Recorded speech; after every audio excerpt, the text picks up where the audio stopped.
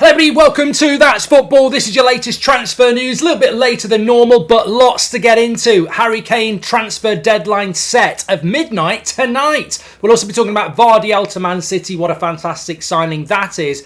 David Raya to Arsenal, really big developments around the price. It's lower than many of us thought, and lots of other things to get involved in as well. Liverpool, Chelsea, what are you doing about your midfield? The season starts a week today as well. Lots to get into, but we're going to start off with this story that's breaking around Harry Kane. It's coming in from the Telegraph that Bayern Munich have set a deadline of midnight tonight for Spurs to make a decision on Harry Kane. One of the most longest and I would say boring transfers in this summer transfer. There's just something about Harry Kane that's very Alan Shearer. He'd probably break his record if he stayed in the Premier League. It's just, look, Harry Kane's a fantastic striker, but it's just not glamorous as it should be, is it? Harry Kane goes to Bayern Munich and people sort of go, one of the world's best strikers. So look, Spurs fans need an end to this. I'm sure Bayern Munich fans need an end to this. We need an end to this. Hopefully this midnight tonight deadline is the end of it one way or another, because I think that Spurs need to move on if they're going to have to move on.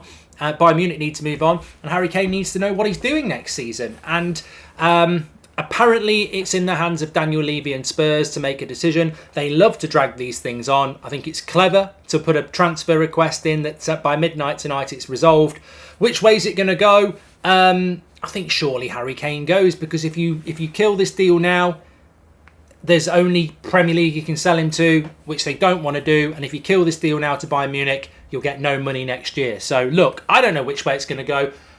Get in the comments. Will Harry Kane stay or will he go? I'm going to say he'll go, but I'm probably only about 55% on that. So let's wait and see, because it's been a weird one to follow. Arsenal. Let's stay with London for a minute before we talk about Gvardiol to Man City, which I think is a really interesting signing, and Pep said some very interesting things. The season's so close. It's so close. We'll be doing our Premier League predictions next week. I'll be doing my live Fantasy Premier League team next week, where you can join our league as well. We're going to be very active on that this season. But David Raya, who would be a very good Premier League goalkeeper to sign if he was going to stay at Brentford, looks like he's going to go to Arsenal. Now, the price has been set between 30 and 40 million. That was always the feeling. In fact, we heard that Spurs wanted David Raya but didn't like the price, and they walked away. Well, Arsenal have put an offer in of £20 million with a 2 or 3 million in add-ons, and this is coming in from Fabrizio Romano. And I think that changes the complexion of the deal straight away.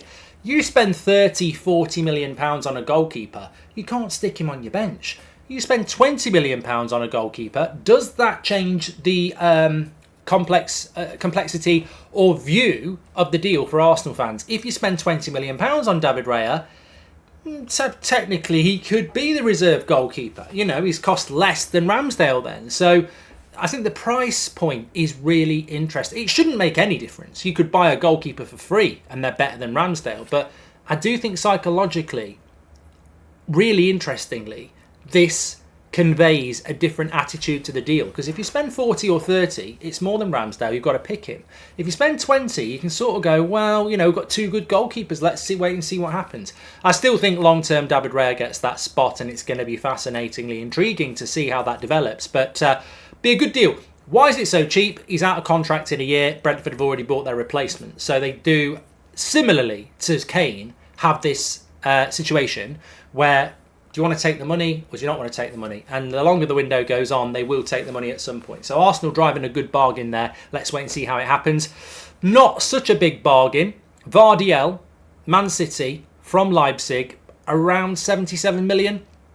22 years of age, left-footed. Chelsea wanted him. Man United were linked to him for a few years. We all know about him. Fantastic centre-back, prospectively. Going to Manchester City, Pep Guardiola obviously is going to be the replacement for Laporte, we believe. They've got a collection of top centre-backs. John Stones, Diaz, Akanji, Aki can play there as well. All had an excellent season last year.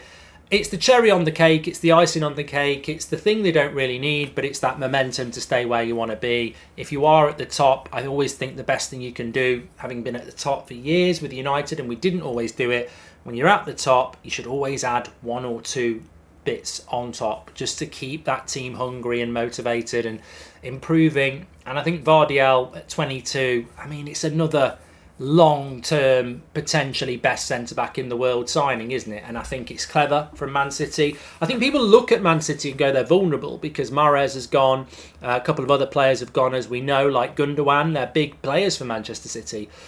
But Zinchenko and Jesus went last year.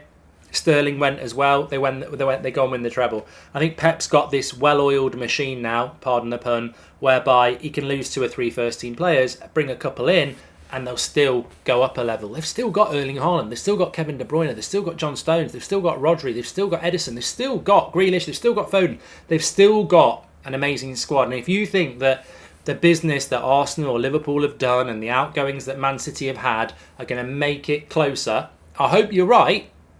I think there's a huge amount of naivety there. I think this is Man City's title quite comfortably. It's the easiest Premier League prediction I'll ever do. I think they'll win the league. Comfortably, but we'll see. Hopefully not. In other news, talking about Liverpool, Chelsea, the ongoing Lavia and Caicedo saga goes on. I mean, Chelsea have just bought Sanchez from Brighton. I didn't react to that yesterday. About a year ago, I think a lot of top clubs would have took Sanchez. I don't know what went wrong at Brighton. It could be as simple as De Zerbi. Under Potter, he was his first choice. Under De Zerbi, it changed a lot. There's still a good goalkeeper there. I spoke to a few Chelsea fans and looked on social media yesterday, and they were quite encouraged by the signing, but also a little bit worried. They've not had great success with goalkeepers like Mendy and Kepa, and Sanchez feels like it could go that way.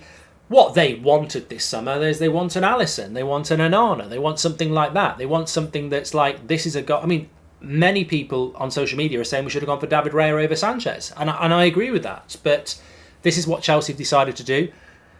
I think for 25 million, it's not a bad deal. But on the other hand, I think it really is about, and I'm not saying they bought Sanchez to help the Caicedo deal, but I don't think it does it any harm because Brighton have bought in Verbruggen, who's a really good goalkeeper, up-and-coming goalkeeper, and they obviously wanted to move Sanchez on. He's not to De Zerbi's liking for some reason. So Chelsea taking that goalkeeper off their hands for a good price. I mean, 25 million for Sanchez when Man United just paid 45 for Onana. I mean, it's relatively close, isn't it? And that's going to be more than Arsenal play for David Raya, by the way, probably. So they probably overpaid a little bit. But I think it's a bit of a sweetener to the Caicedo deal, if I'm being honest. And I expect that Caicedo deal to go through. For Chelsea, you want that deal. And the reason I mentioned Lavia and Caicedo is you want that deal to be done before next Sunday when you play each other. And it's almost becoming a bit of a race now. Who will have Lavia? Will Liverpool have Lavia? Will Chelsea have Caicedo? I have a feeling that Chelsea will have Caicedo. I think it might get done in the next week, but we'll have to wait and see. In other news, there was a bit of a story about Harry Maguire and West Ham and Everton and Spurs. Look, I think Harry Maguire improves Everton and West Ham, no doubt. I'd argue that he would improve Spurs as well.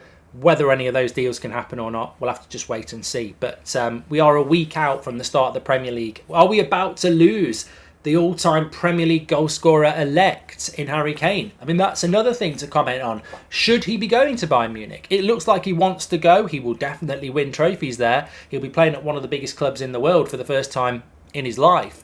But will he miss out on the all-time Premier League goal-scoring record? Does it even matter? Get in the comments, let us know what you would do. My opinion, I won't sit on the fence. He should go to Bayern Munich and win trophies. He could even come back to the Premier League at 33 in 3 years' time and still break that record. So I would be going to win trophies. And at the end of the day, all-time Premier League goal-scoring record will get broken again and again and again. But your trophy cabinet on your Wikipedia page will stay forever. Thanks everyone for watching. Make sure you smash a like on the video and subscribe. Bottom right-hand corner. I'll speak to you on the next one.